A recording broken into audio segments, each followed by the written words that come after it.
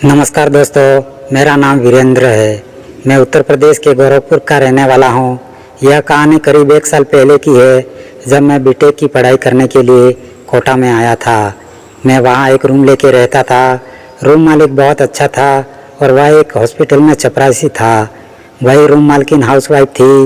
वह बहुत ही खूबसूरत थी। मैं हमेशा उन्हें आंटी बोलता था। यहाँ आए हुए मुझे 1 महीना ही हुआ था।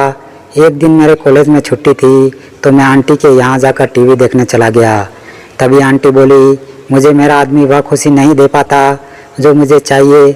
मैंने कहा, लेकिन आंटी हम दोनों तो अभी कुछ दिन पहले मिले हैं। तभी आंटी अपनी कहानी सुनाने लगी और कहने लगी, मेरी शादी को 2 साल हो चुके हैं, लेकिन मैं वह सब करने के लिए तड़प रही हूँ। मैंने आज से पहले वह सब कभी नहीं किया था, इसलिए मुझे थोड़ी घबराहट हो रही थी। लेकिन आंटी मेरे साथ करने के लिए बहुत उतावली थी, काफ़ी खूबसूरत थी और उनको देखकर मेरा भी मन अंदर से हो रहा था। मैंने सोचा इस तरह शानदार मौका मुझे मेरी ज़िंदगी में दोबारा नहीं मिलेगा। उसके बाद मैंने भी हाँ कर दिया।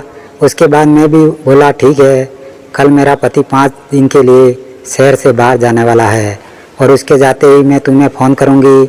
उसके बाद तुम मेरे यहाँ आ जाना। फिर मैं तुम्हें जन्नत की वह नज़ारे दिखाऊंगी जो तुमने आज से पहले अपनी ज़िंदगी में कभी नहीं देखे होंगे। आंटी की बात सुनकर मैं बहुत खुश हुआ था, क्योंकि आज मैं पहली बार वह करने वाला था, वह भी एक अनजान और खूबसूरत महिला के साथ। फिर अगले दिन शाम के 6 बजे मुझे आंटी ने फ़ोन किया और कहा कि तुम जल्दी से यहाँ आ जाओ, मैं तुम्हारा इंतज़ार कर रही हूँ। इतनी खुशी हो रही थी कि मैं आपको बता नहीं सकता। उसके बाद मैं आंटी के घर पहुंचा। मैंने देखा दरवाज़ा पहले से ही खुला था, तो मैं सीधा अंदर कमरे में चला गया। वहाँ बहुत अंधेरा था। मैंने आंटी को आवाज़ दिया, लेकिन वह कुछ नहीं बोली। तभी मैंने देखा सबसे पीछे एक कमरा था, उसके अंदर लाइट जल। मुझे लगा शायद आंटी उसमें मेरा इंतज़ार कर रही है। जैसे ही उस कमरे के अंदर गया तो मेरे होश उड़ गए। मैंने देखा आंटी साड़ी उतार कर। तो दोस्तों, कैसे हैं दोस्तों? अगर आपने आज पूरी कहानी सुन ली तो आपको मज़ा भी आएगा और इस कहानी के साथ एक सीख भी मिलेगी। भाई लोग, मेरा नाम वीरेंद्र है। मैं यूपी के एक छोटे से गांव का रहने वाला हूं। दोस्तों, मेरे घर में पैसों की बहुत दिक्कत थी। मेरे पापा खेती करते थे, पर मेरी माँ भी उन्हीं के साथ काम में लगी रहती थी। अपने घर की गरीबी को देखकर मुझे बड़ा बुरा लगता था। फिर एक दिन मेरा एक दोस्त मिला जिसका नाम राम प्रकाश है। जब उसे अपनी परेशानियाँ बताई तो उसने कहा, भाई, अगर तुझे अपनी गरीबी दूर करनी है तो तू भी मेरे साथ कोटा चल। मैं प्रिंसिपल से बात करके तुझे भी एडमिशन दिला दूंगा। मैंने कहा, ठीक है भाई, तू वापस कोटा कब जा रहा है? तो वह बोला, शाम को ही जा रहा हूँ। अगर तुझे भी चलना है तो मेरे साथ चल। उसके बाद मैंने अपने मम्मी पापा से बात कर ली और अपने दोस्त के साथ कोटा चल। हम कोटा पहुँचे तो राम प्रकाश ने अपने प्रिंसिपल से बात करके मेरा भी एडमिशन करवा दिया।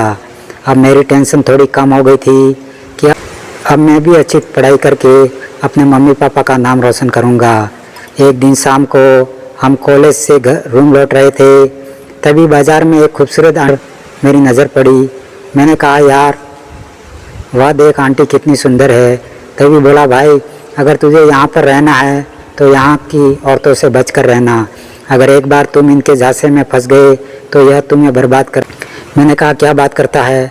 वह बोला, मैं सच कह रहा हूँ, कुछ नहीं कह रहा हूँ। वह मेरे पल्ले नहीं पड़ रहा था, क्योंकि मुझे बचपन से ही अपने से बड़ी उम्र की औरत बहुत पसंद थी। राम प्रकाश और मैं दोनों रूम में रहते थे। धीरे धीरे 1 महीना पूरा हो गया। कभी कभी मेरा वॉक करने का मन भी करता था। मैं जब भी किसी आंटी भाभी को देखता था तो मेरा मूड बन जाता था। वह खूबसूरत आंटी जब हमारे नज़दीक आई तो मैं एकदम चौंक गया, क्योंकि वह कोई और नहीं बल्कि मेरी रूम मालकिन थी। मैंने कहा, आंटी आप? वह बोली, क्या हुआ, डर गए? मैंने कहा, नहीं नहीं आंटी। फिर बोली, मेरी थोड़ी मदद कर दीजिए, क्योंकि वह बाज़ार से 2 बैग भरकर कुछ खरीदी थी। मैंने कहा, बिल्कुल कर दूंगा आंटी। कहते हुए मैंने एक बैग पकड़ लिया। ऐसे कुछ बातचीत हुई और हम एक ही ऑटो में घर आ गए। एक दिन जब कॉलेज की छुट्टी थी तो मैं फेसबुक चला रहा था। मेरा दोस्त ट्यूशन गया हुआ था। मुझे जो औरत अच्छी लगती थी मैं उसकी प्रोफाइल में जाकर उसकी सारी फ़ोटो देखता था। मैं फेसबुक के पन्ने पलट ही रहा था कि अचानक मेरे पास एक औरत का फ्रेंड रिक्वेस्ट आया। मुझे यकीन नहीं हो रहा था कि मुझे भी कोई औरत फ्रेंड रिक्वेस्ट भेजेगी। मुझे फिर भी यकीन नहीं हो रहा था, क्योंकि बहुत सारे लड़के भी लड़कियों की फेक आईडी बनाकर बेवकूफ़ बनाते हैं।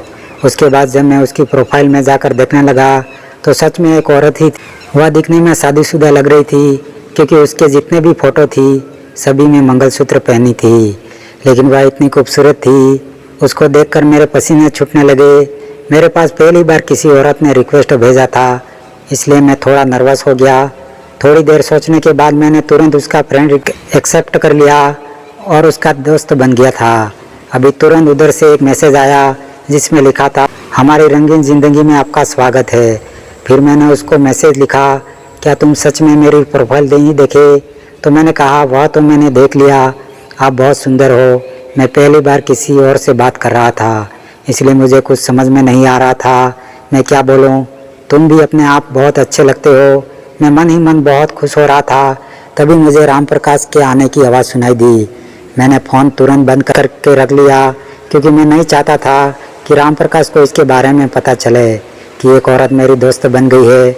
उस औरत से बात करने के बाद मेरे चेहरे पर अलग तरह की मुस्कान थी। राम प्रकाश, मुझे देखकर क्या बात है, बड़े खुश लग रहे हो। मैंने कहा, कोई बात नहीं है, बस ऐसे ही मोबाइल में कॉमेडी वीडियो देख रहा था, तो वहीं सोचकर थोड़ा मुस्कुरा रहा था। उसके बाद हम दोनों खाना वाना खाकर सोने लगे। राम प्रकाश जल्दी सो गया, क्योंकि वह पूरे दिन पढ़ाई करके थक चुका था।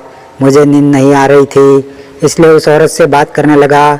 मैंने कहा, तुमने खाना खा लिया? वह बोली, मैं तुमसे बाद में बात करूंगी, अभी मेरा पति घर पर है। इतना कहकर वह फ़ोन रख दी।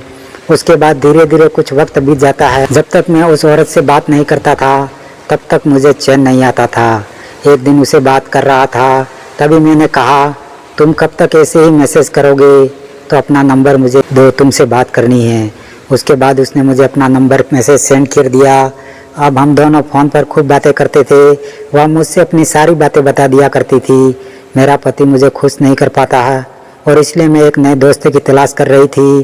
और तभी मैंने तुम्हारी प्रोफाइल देखी तो मुझे बहुत अच्छे लगे, इसलिए मैंने तुम्हें रिक्वेस्ट भेजी।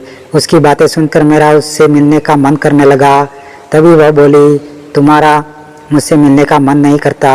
मैंने कहा, तुमने मेरे मुँह की बात छीन ली। मैंने कहा, तुम कहाँ रहती हो? मुझे तुम्हारा घर नहीं पता। वह कहने लगी, कल मेरा पति शहर से बाहर जा रहा है और मैं तुम्हें अपना लोकेशन भेज रही हूँ। कल शाम को तुम मेरे घर आ जाना, तब हम खूब मौज मस्ती करेंगे। उसके बाद अगले दिन उसने लोकेशन सेंड किया। जब मैंने वह लोकेशन देखा तो मेरे होश उड़ गए, क्योंकि वह कोई और नहीं बल्कि मेरी रूम मालकिन आंटी थी। अब मेरा तो खुशी का ठिकाना नहीं रहा, क्योंकि मैं भी अपनी आंटी से यही सब चाहता था। लेकिन यह सब कहने से मुझे डर लग रहा था। फिर क्या था, मैं खुशी के मारे घर के अंदर गया तो देखा घर में कोई भी नहीं था। जब मैं सबसे पीछे वाले कमरे में गया तो देखा वहाँ अपने कमरे में जब मैंने पहली बार उसके सामने से देखा तो मुझे ऐसा लग रहा था कि जैसे मैं कोई सपना देख रहा हूँ। तभी वह बोली, दरवाज़ा बंद करके जल्दी से मेरे पास आओ। उसके बाद मैं धीरे धीरे उसके पास गया। फिर आगे जो हुआ उसे देखकर मैं हैरान रह गया। वह अपने कपड़े फाड़ने लगी और ज़ोर से चिल्लाने लगी, मुझे बचाओ, मुझे बचाओ। उसकी हरकत देखकर मैं इतना घबरा गया कि मुझे कुछ भी समझ में नहीं आ रहा था कि मैं क्या करूं। मैं तुरंत दरवाज़ा खोलकर बाहर भागने लगा। तभी वह आंटी बोली, अगर तूने बाहर भागने की कोशिश की तो तुझे फंसा दूंगी। उसके बाद मैं वहीं पर खड़ा हो गया। आंटी के आगे हाथ जोड़कर कहा, आप मेरे साथ ऐसा क्यों कर रही हो? तुम्हारे अकाउंट में जो कुछ पैसा है चुपचाप देकर यहाँ से चले जाओ, नहीं तो मैं पुलिस को बुला लूँगी और झूठे केस में बंद करवा दूँगी। उसके बाद पुलिस का नाम सुनकर मैं डर गया और मेरे पास जो पैसे थे वह मैंने उसको दे दिया और उसने मेरा फ़ोन भी ले लिया। उसके बाद मुझे मेरे दोस्त की बात समझ में आ गई थी। वह मुझे क्यों कहता था कि औरतों से संभल कर रहना। आखिरकार मेरा दिमाग ठिकाने आ गया था। दोस्तों, आपके साथ भी ऐसा कुछ हो तो सतर्क रहना, खुश रहना। दोस्तों, यह कहानी सुनाने का उद्देश्य किसी को परेशान करना, किसी का दिल दुखाना नहीं है, केवल यह मनोरंजन के लिए है। यह कहानी एक काल्पनिक है। अगर हमारे द्वारा दी गई कहानी अच्छी लगी हो तो वीडियो को एक लाइक करके चैनल को सब्सक्राइब जरूर करें। धन्यवाद।